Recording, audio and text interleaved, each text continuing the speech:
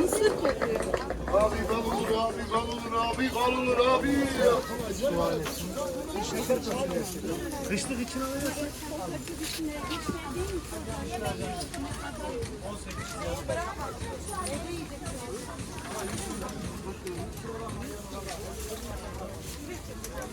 Ama güvece de iyi olur.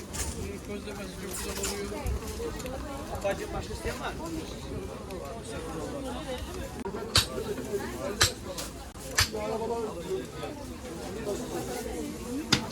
Ama şu domates kalmaz. Ya,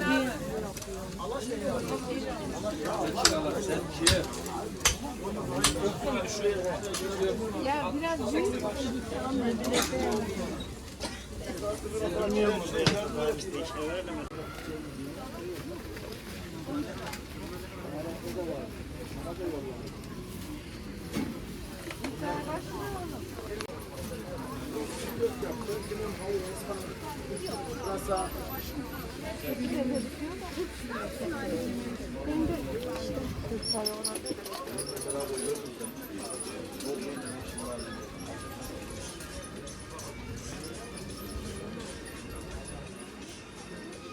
Öyleyim ki bu arada.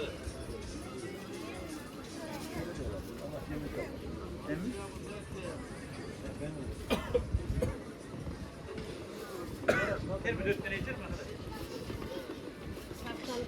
Abla sen çal abla. Ücrettir kuzum. Karpuzumuz Adana yerli kes. Hanıma söyledim böyle minler yani dinmez dinerseler. Adana yerli karpuz.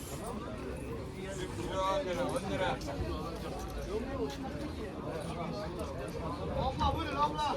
Allah 5 lira abla. Allah 5 lira abla. Allah 5 lira abla. Allah 5 lira abla. Köyde de var da. Tamam ben de buraya. Buyurun. Salayım abla.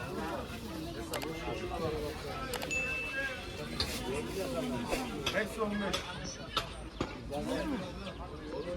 Bunların bagajı yeni geldi. Yeni var.